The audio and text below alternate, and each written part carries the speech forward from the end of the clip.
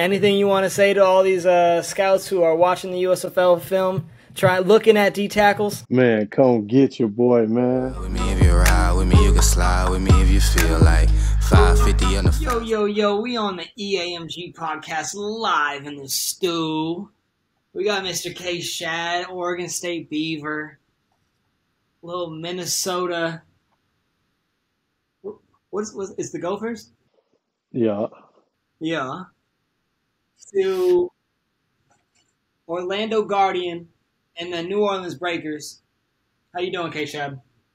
Doing well, man. Happy to be here. Happy to see all y'all lovely faces. Very cool. It's been a while since, not too long since we talked. I mean, you wrapped up the season not too long ago. What you been up to these past couple days as you wait for the call from the league? Just been kicking it with the fam, enjoying a little time off, getting a little grind in, mainly recovery work, trying to get the body back tuned up. Word. I know that a while ago when we chatted, you said when you're back in Wisconsin, you got some high schoolers that you've been coaching up. That's still the case? Yeah, they've been hitting me up, waiting to get some sessions in and stuff. I've just been focusing on what I got going on right now, so we're going to get it in when that time comes. Do you bring the kids to the session or not really? Not right now. Well, when I get to working with them, I get a little middle point to where we all can meet and then get it in that way. Tell me about transition from you were over with the Orlando Guardians. I know you had a short period there. Tell me a little bit about that. Like, what was it like? Getting the call from Daniel, hearing you're about to go and switch up leagues here. Right in the beginning of the season. How did that feel? So yeah, when I got the call from the Guardians from the D-line coach, Ty Warren, he called me, and this is when I was working at my high school as a multicultural service coordinator. I was at work. I knew this day was coming, because they had the draft or whatever coming up. He called me when I was at work. I had a kid in my office and everything. He's like, man, we're going to get you, big dog. I just got you coming to Orlando. And, that was just a sign of relief because I ain't gonna lie, at that moment, I was thinking about hanging it up at that time. So it was just a big relief, knowing I could go play ball again.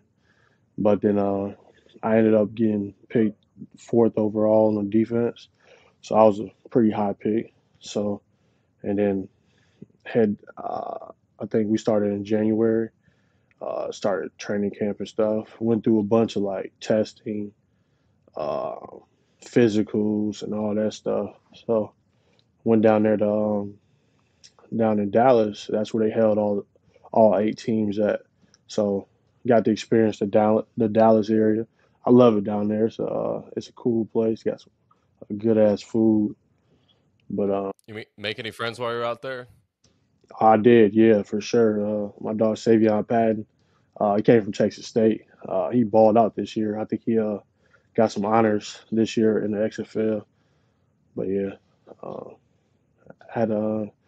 I met some good people in the XFL. Also ain't meet my experience there wasn't the best, so ended up. Yeah, I was gonna say, I think we're missing some of the emotions of it. No, most definitely. There's a lot of emotions to it for sure. You got drafted 4th overall on defense of the whole entire D-line. So of all the D-linemen in the XFL, K. Schad goes number 4. I see it. You hit me up, something like that, and I was like, damn, this is a big prospect over there. You go to the Guardians. I think Jake and I pulled up on you at, was it a Hilton? You guys were saying that? What was it? Crown Plaza. Crown Plaza. I remember going up there. They had the doors all decked out with Guardian gear, XFL stuff, and it was kind of just you guys in that hotel for a little bit, right? No, yeah, it was just Guardians in that one. Yeah, so that was cool. And then I remember talking to you. It was all smiles. I think that was before the first game started. You were like, yeah, I'm really gelling with my guy. I think you mentioned Patton. That was before the season even started, and he ended up emerging as arguably one of the top D tackles in the XFL this season. How you feel about that? Absolutely. That's it's a young dog for sure. I think he a year younger than me. Uh, he wouldn't have balled out, but yeah, that was during training camp. Everybody was in there competing, having fun. Wasn't no bad blood. Like during the whole training camp, we played cards every day in between meetings, spades, tonk, whatever it was. Like we had a good gel over there. And then at the end of camp, that's when all the emotions come. The Grim Reaper come around, they come and get you. For those who don't know, the Grim Reaper that's the GM. That's the guy that give you the cut, the release, and all that. So I got him at the end of camp, which everybody there was surprised. Like people texting me, yeah. Like I don't know how they let you go for real, but man, went out to Puerto Rico though. Off of that, I was there for like 2 weeks with my lady. She played professional volleyball out there, so I got to spend some time with her out there. So let's clarify. You got drafted fourth overall. You're there. Regular season's about to start. You got cut, right? Before the season started. So the fourth overall of all the D line gets cut by the Guardians. And then it was after week one, get their ass blown out. Start calling up Key. I get a text from the GM. Hey, what's Keonte up to? I said, shit, he ready to hop on a plane. What's going on? And then what was it? Like 2 days after you're back in camp, I remember talking about, yeah, it's good to see some of the faces. I remember the guys. I remember the defensive schemes. You're back with the program. You're doing it you were there for a couple more weeks. And then we were going back and forth about the frustrations of them not really giving you a chance to make a play. Talk about, like, as a defensive lineman, I mean, they mentioned it with running backs and how you kind of got to get a flow for the game. You got to get your reps in, get a feel for what the other guys are doing. Is it the same thing on the D-line where you got to kind of warm up? It can be. I was also playing out of position too. I was playing a head up on the center, a zero technique, which I'm naturally a three, so I'm already out of position. And then, not saying that I can't play it. Shit, I held my own right there, but uh, I also wasn't getting the plays like I like getting the game as much. I was getting maybe what like 10 to 12 snaps a game, uh, and then it's hard to get a good feel for the game when you getting that amount of reps, especially to make some production. I think we're not paying attention to like the roller coaster of emotions you must have been going through. So you went from being drafted fourth overall to being cut, and then from being cut, being brought back, not getting the opportunity to play where you wanted to, transitioning and switching and going all the way to the USFL, and then putting up one of the highest performance out of all the defensive linemen in the league. I mean, how did that feel for you? Like, tell me, like, what was going through, your head, like going from, being told you were the guy for them to not, and then going and proving it and showing it. Yeah, man. I mean, it's a movie for real though. Like it's really a roller coaster, and then it's something that like you can't even think of or imagine to happen. Like you going from all right, you know what I'm saying? Like they think highly of me to like, yeah, shit, you ain't really playing, my guy. And it ain't because like I wasn't doing my thing. Like my training camp film, man, I'm out there getting after it to like when they bring me back after the first week. All right, we got to ease you into it. We're going to pitch you here because we're missing a guy here. So, and then getting that frustration is like, all right, as soon as my D line coach actually leaves after the fourth week and went to go coach college, which I respect the decision. You got to do what's best for you. As soon as that happens, I go inactive. You know what I'm saying? So that gives you a perspective like, all right, he the only one standing on the table for me. So now I got to do what's best for me. Uh, so ended up leaving, going to the USFL with New Orleans, going through a whole nother training camp. And I'm telling you, that ain't easy on the body because you just training camp is you hidden. So yeah, that's how that was. For you, Keontae, what was like the recovery process? Obviously, there's a lot of like training camps, like you said, that takes a toll on the body. What's like that recovery process for you? So ice tub as much as you can, rolling out, stretching, uh, and that's like in order to stay healthy. And that's when your technique got to be the best. So you're not out there overextending or hurting yourself in certain situations or positions you're getting in. So just being mindful of your body, stuff like that. Yeah, how did camp compare to like your camp in college? Like, you know, what was the time span you were in camp, and what was that routine looking like compared to, you know, when you were in school and you know, in camp for the entirety of August, pretty much. That's a great question. That they're pretty similar. Um, I think mainly because this is a spring league, they can kind of. It's not really the NFL. They can kind of do a little more with you, I believe. Uh, I, I heard different from different teams. Like they kind of take it easy on you, or like this team trying to beat the shit out of you. Or I think we had a pretty rough one in the XFL where we was hitting every day. To where I got to New Orleans, they it wasn't as bad. They had kind of give us a little recovery day here and there. But compared to college, uh, they're pretty similar. It's not far off. Yeah, because I remember my freshman year, it was a crazy time. We went from like 5:30 in the morning till 11 at night, 6.5 days a week.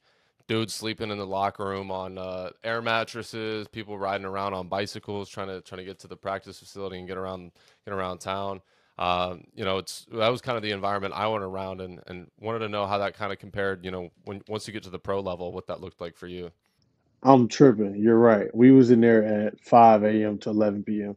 Uh, it just feels so long ago, but yeah, we was in there grinding in college. College is way harder.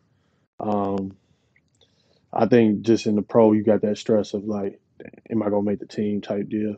Uh, in college, it's just all day, all night meetings, practice, meetings, walk through. It's just that's how it is.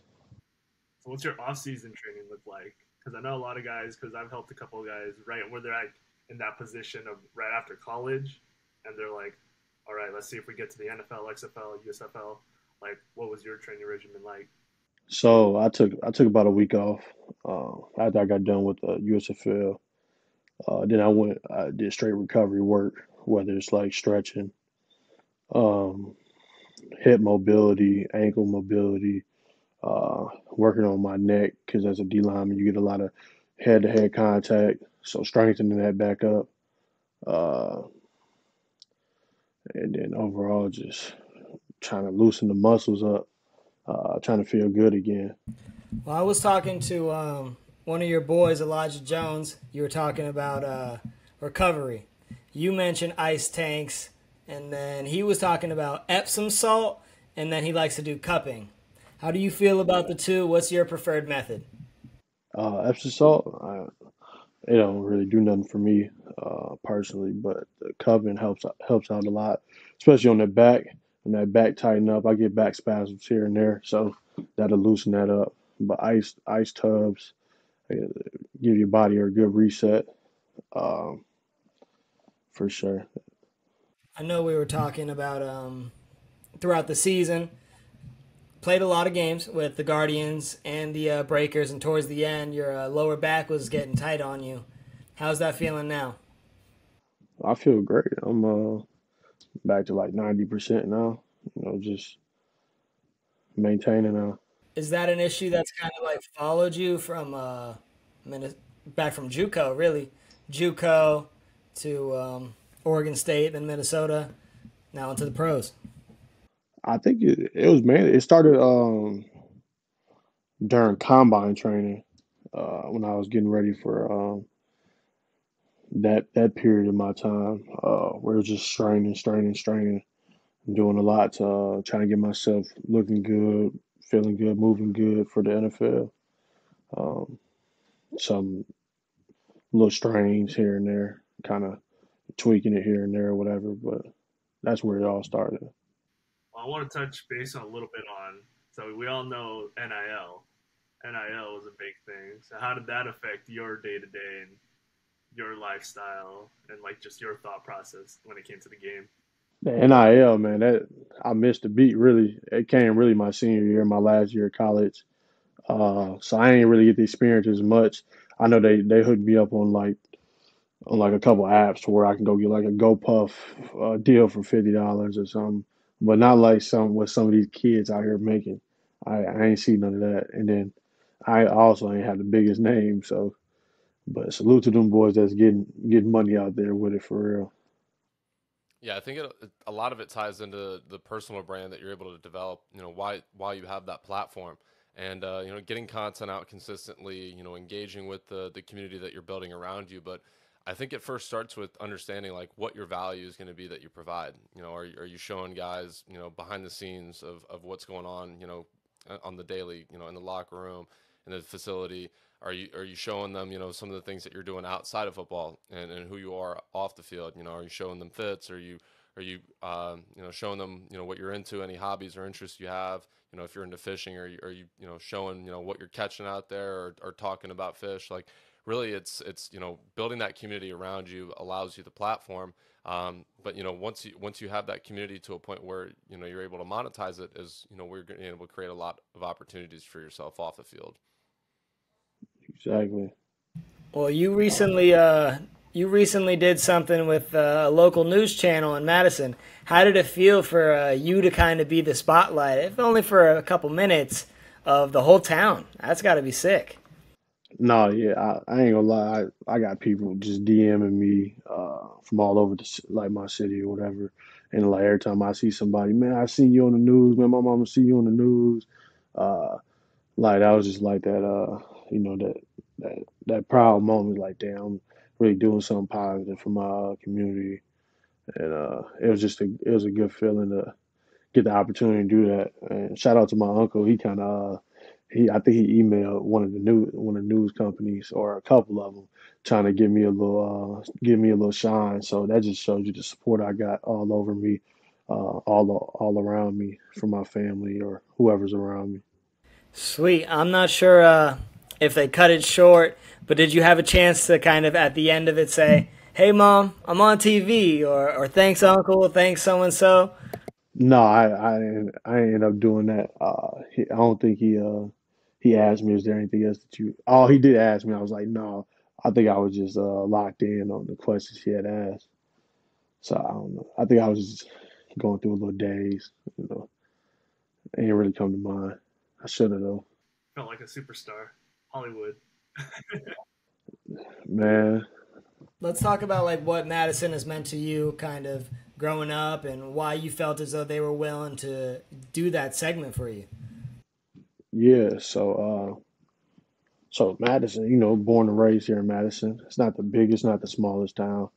Um, it's just surrounded by a bunch of badgers. You know what I'm saying? It's quite disgusting around here, but uh, I'll just say that because I was a former Gopher. But it's a beautiful place to grow up on the water, go fishing, all that good stuff. I got a real close knit family who shit loves the shit out of me, and I love them. Um, it was like going out to like Oregon State though. It was like seeing a different scenery, like with all the mountains and stuff. Uh, was like cool because we ain't got none of that around here. So it was just a good experience to go out there though. You mentioned you grew up on the water. What does that mean? Were you on boats, or you're kind of like in a kayak, just going for walks by the river? What's by the water look like for Mr. Shad? Yeah, that's whether you swimming in it, you on a paddle board, kayaking, pontoon, a little fishing boat, speed boat, shit, anything. Tubing on the jet skis, anything that you could do on the water. That's what we were doing. Well, for us Florida boys, Jake and I, these are lakes, right? You guys have lakes over there? Yeah, we got lakes. Yeah, Well, if we were going to go in a lake over here, we got to be worried about certain types of animals. Some people might call them swamp puppies. Other might call them gators floating around. You say swamp puppies? Swamp puppies. I've seen it on Instagram. You know. um, what are some of the creatures and critters you got to look out for in the Wisconsin lakes? We ain't got nothing like that. We ain't got to worry about no gators. We ain't got to worry about no sharks.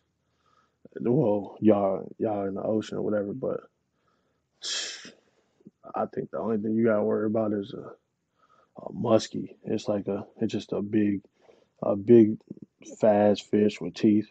You fish? Oh yeah, I do a little fishing, a little bit, anything that bite for real. You do musky fishing? I have been. I've been like 2 or 3 times in my life. Not a fan. You gotta be very, very, very, very patient to get get a muskie on the line. I'm based out of Washington, up in the PNW, so we got some muskies up here, and those things are ferocious. Yeah, no, for sure. I ain't know they have muskies out there. Yeah, they got some lakes up here, just like, but obviously nobody really fishes them. It's a lot of bass fishing, trout fishing up here. So musky fishing is like for those that want a little bit different bite. So, but what about you? What hobbies other than football? Obviously, like what? Who is Keonte? What does he do on his free time when he has free time?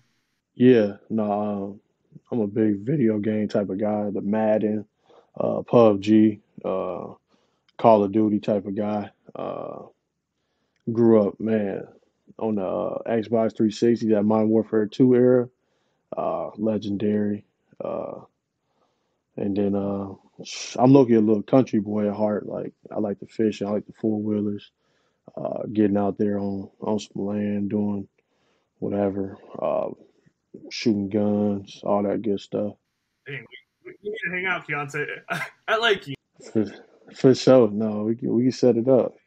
You mentioned a buzzword for me, MW2 in Call of Duty. I'd put in my days played would be absurd. I don't want to talk about it, but I was quick scoping.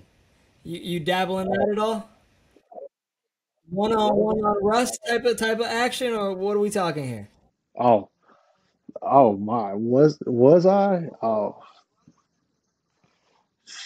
we could run it. We could run it. No, that was my. I was probably one of the better quick scopers out of my group, out of my friends group. So I was quick to quick scope, get the little sessions going and all that. Yeah, I used to play Black Ops Zombies for like days on end, especially over the summer. Find the little Easter egg. That too, the summer. So man, Let's test your memory, Key. What's the or what was your go-to sniper for quick scopes in MW2? what was it? The interscope, the intervention. The intervention. All right. I was gonna say if you said Barrett 50 cal, it's fake. Uh, yeah, you just spraying, bro. That's all that was. You just spraying. Mm-hmm. Need the bolt action. All right. Well, I got another a question for you. So you're a country boy at heart. You do some off-roading, right? ATVs, four wheelers, things like that. If you had to give up either off-road shenanigans or water sports, which one would you choose? Or if you had to keep one, this or that? I'll probably keep the little water sports. But that's a tough choice. Those go hand in hand, bro. You can't separate those for real. I'll go water sports though. Get on the water. Okay. Now, of the water sports, give me like a top three, whether it's tubing, wakeboarding, snorkeling, all of that. You got to give me three that were a staple in your life. That boy said snorkeling. We not down south in the ocean with it, bro. We don't do no snorkeling. No, but uh, I ain't. I be. I ain't been wakeboarding though. I've been around on the boat when people did it, but uh, I'm a just tubing. Jet skiing is probably my favorite. Um, and then what's another one? Go wakeboarding. That seemed cool. I just ain't never did it. So I guess Tell us what the rest of your month looks like here now that you're back home. The rest of my month, I'm just grinding. Got back to tuning it back up. Whether I'm doing my speed and agility days. Middle of the week, I'm doing my recovery days. Getting lifts in after that, lower body, upper body. Just continue just hanging out with family. Because during the little spring league, I was gone for about, what, 8 months. I ain't seen my mama in like 8 months. Uh, my girl came through here and there. Uh, but it's just good to be around family and all that good stuff. You have any advice for people who are trying to follow in your footsteps? Maybe went to mini camp, got cut, considered hanging them up. And I mean, now there's these opportunities. Any advice for those guys who are on the fence right now? Yeah, man, you thinking about giving it up. Usually something's gonna pop up when you least expect it. Um, I know that's what happened in my journey. 'Cause I thought it was over with, but some came along. I had a little workout. I would say, man, just keep your body ready. So like whenever opportunity does come, like you're able to perform. Um, that's the biggest thing because if you let loose, it's hard to come back from that, especially at like the D line size type of guys. You let loose, your chest just go this way. Yeah, it ain't good. But man, just keep your body in shape. Uh, find whatever workouts you can, whether it's XFL, USFL, arena. Just, a lot of guys still make it out of those other leagues, so just stay ready. Yourself included, trying to make it out of the other leagues, USFL. Anything you want to say to all these scouts who are watching the USFL film, try looking at D tackles?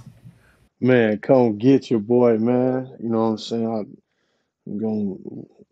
I know for a fact I'm gonna outwork everybody. Uh, I pass rush on point, stout in the run game, confident in my work, in my craft. Uh, fun to be around, great teammate. No off the field issues. I know that's what y'all looking for. Uh, I love the game. You know what I'm saying? It's that simple. Very good. One thing I want to touch on, I don't know if we did. Key, you've played interior D line damn near your whole career, right? You go to the Breakers, they ask you, hey, we need you to play five tech. Is that outside shoulder? How'd you feel about that? What was your thoughts when they tell you we need you to fit into our system? It's not what you're used to, but we're trying to take advantage of your skill set because you know how to get to the passer. Yeah. So, like you only get so many numbers on D line in this league. So I think what you're traveling like 8 guys, so it's like two at position. Sometimes you might get seven because depending on the offense, if they running or passing the ball that week. So you gotta have some universal guys. But luckily, I did a little bit of five technique at Oregon State, where they made me a little more versatile. Uh, so it wasn't a big surprise. It was actually fun because like I know I get some more space out there. You ain't getting double teamed as much. Only thing you got to worry about out there is the chip blocks. But uh, it was cool. It's something you got to get used to, especially when you've been on the interior so long. It's like everything out there takes longer. Um, and then like the pass rush moves are a little different. You go more of the long arm to the chop, or you got to bend a little more to turn that corner. Uh, and then guys are the O linemen use their hands and feet differently than they do on the inside because they ain't got much help out there, so they gotta be a little more finesse with you. So they flashing their hands trying to get you to shoot or the opposite. So it's a little different world out there, even though they're right next to each other. But it's fun. It's fun as hell. I think we hit a lot of our points. Rycki, Jake, any other topics you guys want to hit on before we give Keonte the chance to say hi to mom, since he didn't do it on the TV? No, I think that was pretty good. I think we followed a good storyline for the most part. There's a lot of different things we hit on talking about, his playing career here with the XFL and here in the USFL and what his time back in Madison has looked like for him. So I think we've hit a lot of great key points. I think we're at a good spot where we can wrap these conversations up here. But looking forward to continuing to do these things throughout the year, and make sure you say hi to mom. Absolutely, man. Mama, I love you, man. What's happening with you? I'm on TV now. No, I'm just playing, but man, thank you for all the love and the support. And the rest of my family, my girlfriend, thank you so much. Sweet. Well said.